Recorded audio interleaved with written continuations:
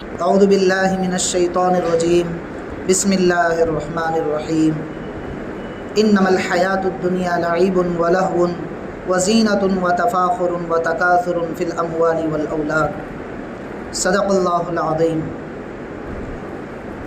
وقال النبی صلی اللہ علیہ وسلم مثلی ومثل ما بعثنی اللہ بالعلم والہدی کمثل الغیث او کما قال علیہ الصلاۃ والسلام۔ عزیز بزرگ اور دوستوں، اللہ پاک کا بے انتہا فضل اور اس کا کرم ہوا کہ اللہ رب العزت نے ہم سب کو دین کی نسبت پر یہاں جمع فرمائے۔ عزیز بزرگ اور دوستوں، زندگی ایک حقیقت کا نام ہے۔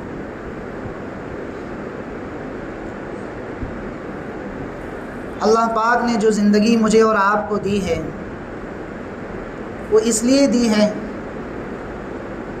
تاکہ ہم اپنی زندگی کے اوقات کو اور لمحوں کو اللہ کے دین کی محنتوں کے پیچھے لگانے والے بنیں۔ عزیز بزرگوں اور دوستوں، اللہ پاک نے جو کامیابی کے وعدے دنیا میں رکھے ہیں اور نصرتوں کے جو وعدے اللہ پاک نے امت سے کیے ہیں وہ دین کی محنت کی شرط کے ساتھ رکھے ہیں۔ زندگی میں دین باقی رہے گا تو اللہ پاک اپنے وعدوں کو پورا کرتے رہیں گے۔ زندگی میں دین اور دین کی محنتیں چھوٹ جائیں گی تو اللہ پاک زندگی سے برکتوں کو نکال دیں گے، اللہ پاک مددوں کو اٹھا لیں گے اور اللہ پاک کی نظروں سے وہ قوم، وہ فرد، وہ امت گر جائے گی۔ قرآن کریم میں ایک جگہ اللہ پاک ارشاد فرماتے ہیں ان الذین قالوا ربنا اللہ، جن لوگوں نے کہا کہ ہمارا رب اللہ ہے۔ کون ہے؟ ہمارا رب اللہ ہے۔ ثم استقاموا، اور ساتھ میں دین کی محنت پر جمے رہے۔ زندگی میں دین کی محنت ہے، اللہ کے نبی صلی اللہ علیہ وسلم کی شریعت مطہرہ جو اللہ پاک نے وحی کے ذریعے سے آپ تک پہنچائی ہیں، اس کی محنتیں زندگی میں زندہ ہیں۔ تو پھر میرے عزیز بزرگ اور دوستوں، تتنزل علیہم الملائکہ، اللہ پاک کہتے ہیں کہ پھر فرشتوں کے ذریعے سے ہم تمہاری مدد کریں گے۔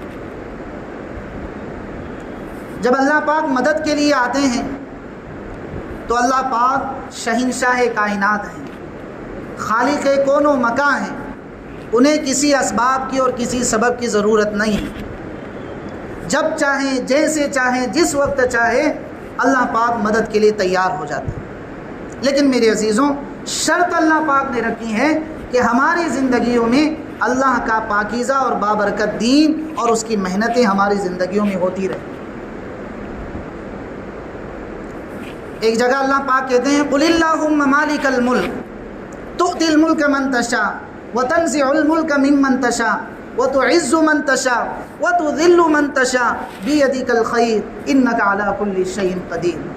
یہ اللہ کی شان ربوبیت ہے، یہ اللہ کی شان ہے کہ اللہ پاک کہہ رہے ہیں کہ میرے نبی جی میری تعریف امت میں کرواؤ اور ان سے کہو کہ میں خالق کون و مکاں ہوں۔ مالک الملک تؤتی الملک من تشاء، جسے چاہتا ہوں عزتوں سے نوازتا ہوں، جسے چاہتا ہوں ذلتوں سے نوازتا ہوں، کبھی اس کے برعکس کر دیتا ہوں، عزت کی کرسی پر بٹھاتا ہوں لیکن ساری دنیا میں ذلت کے نقشے دکھا دیتا ہوں، اور کبھی اس کے برعکس کر دیتا ہوں کہ ذلت کی کرسی پر ہوتے ہوئے، ذلت کی پستی میں ہوتے ہوئے پھر بھی اللہ پاک عزت کے نقشے ان کے سامنے رکھ دیتے ہیں۔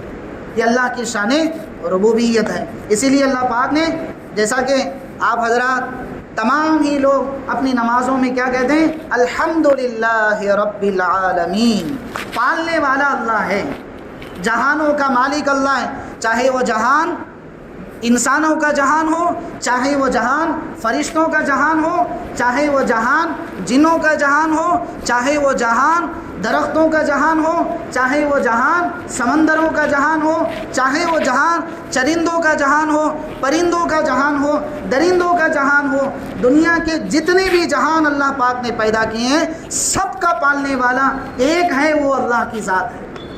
کون ہے بھائی؟ اللہ کی ذات ہے میرے عزیز بزرگوں اور دوستوں۔ لیکن ہم اس کو گھر بیٹھے نہیں سمجھ سکتے، اس کے لیے اللہ کے دین کی محنت کے لیے اور اپنی زندگی میں ایمان اور اعمال کو لانے کے لیے خروج کرنا ہوگا، نکلنا ہوگا، اللہ کو سمجھنا ہوگا، اللہ کی ربوبیت کو سمجھنا ہوگا، اللہ کی ذات اقدس کو سمجھنا ہوگا۔ اس لیے میرے عزیز بزرگوں اور دوستوں، اللہ پاک نے دین کی پاکیزہ محنت لگائی۔ کیا لگائی بھائی؟ اللہ کی دین کی پاکیزہ محنت اللہ پاک نے ہمارے ساتھ میں لگا دی کہ اللہ کی ذات کو سمجھنے کے لیے خروج کا ہونا اللہ پاک نے شرط لگا دی کہ نکلو گے سمجھ میں آنا شروع ہوگا، نکلو گے اللہ کی ذات سمجھ میں آئے گی، اللہ کا بابرکت اور پاکیزہ دین سمجھ میں آئے گا۔ لیکن میرے عزیز بزرگوں اور دوستوں، اگر زندگی میں دین کی محنت اور دین کی فکریں نہیں ہوگی تو میرے عزیز بزرگوں اور دوستوں پھر ہم اللہ کی نظروں سے گر جائیں گے۔ کیا ہوں گے؟ اللہ کی نظروں سے گر جائیں گے، پھر اللہ کے وعدے ختم، پھر اللہ کی نصرتیں بند، پھر اللہ کی مددیں بند ہو جائے گی، پھر اس امت کا کوئی پرسان حال نہیں رہے گا۔ جس کو جیسے سمجھ میں آئے گا اس طرح سے وہ اپنی زندگی گزارنا شروع کرے گی۔ پھر ہوگا کیا نتیجہ؟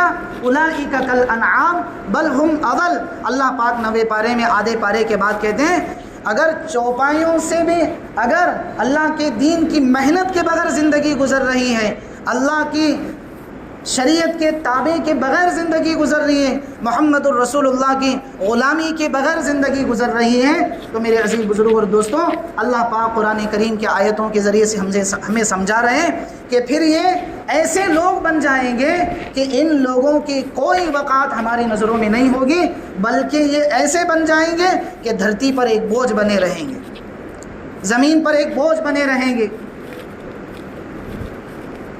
اولئک کالانعام، یہ تو جانور بن جائیں گے۔ پھر اچھا چلو، جانور تو ایک درجے میں بہتر ہے کہ وہ جس کی روٹی کھاتا ہے، جس کا پیتا ہے، اسی کی گاتا ہے، اسی کی مانتا ہے، اپنے مالک کے آگے دم ہلاتا ہوا کھڑا ہو جاتا ہے۔ لیکن ایک انسان سارا دن اپنے رب کی نعمتوں کو استعمال کرتا ہو، سارا دن اپنے رب کی بے شمار نعمتیں جن کو شمار نہیں کیا جا سکتا ساری چیزوں کو استعمال کرتا ہو، پھر بھی وہ انسان اسی رب کی نہ مان کر زندگی گزارتا ہے۔ تو پھر اللہ پاک کہتے ہیں اولئک کالانعام، جانور تو بہتر ہے ایک درجے میں، بل ہم اضل، یہ تو اس سے بھی گیا گزرا بن جائے گا۔ میرے عزیز بزرگوں اور دوستوں، یہ سارا کچھ کیوں ہوا؟ اس وجہ سے ہوا کہ ہم اپنے مقصد اصلی سے بھول گئے، ہم اپنے مقصد اصلی کو بھول گئے۔ تو میرے عزیز بزرگوں اور دوستوں، زندگی میں دین باقی رہے گا محنت سے، مجاہدوں سے، قربانیوں سے اور فکر کے کرنے سے۔ اسی وجہ سے کہا جاتا ہے کہ جو دین ہے وہ اصل میں اعمال پر کھڑا ہونے کا نام ہے۔ اعمال پر آدمی کیسے آئے، اس کی قربانی کی سطحیں کیسے بڑھیں، وہ کیسے اللہ سے اپنے رشتے کو مضبوط کرے اور امت کے رشتے کو مضبوط کرنے کی اس کی فکر کرے۔ اسی لیے میرے عزیزوں، اللہ کے دین کی محنتوں میں نکالا جاتا ہے۔ جو میں نے آپ کے سامنے شروع میں قرآن کریم کی ایک مختصر سی آیت کریمہ تلاوت کی، اللہ پاک دنیا کی حقیقت کو ہمارے سامنے کھول رہے ہیں۔ انما الحیات الدنیا، ہاں دنیا ہے ہی کیا، دنیا کی زندگی ہے ہی کیا کہ لعب ولہو وزینۃ وتفاخر وتکاثر فی الاموال والاولاد، یہاں زیب و زینت میں چڑھاؤ ہوگا، یہاں اولادوں پر فخر کیا جائے گا، یہاں جائیدادوں پر شاباشی دی جائے گی، یہاں ایک دوسرے کی جائیدادوں کو دیکھ کر رال ٹپکایا جائے گا۔ لیکن میرے بندوں، اس کے پیچھے مت جانا، یہ وقتی طور پر ہریالی ہے، لیکن حقیقت والی زندگی آخرت کی زندگی ہے۔ حقیقت والی زندگی موت اور موت کے بعد کی زندگی ہے۔ اسی لیے میرے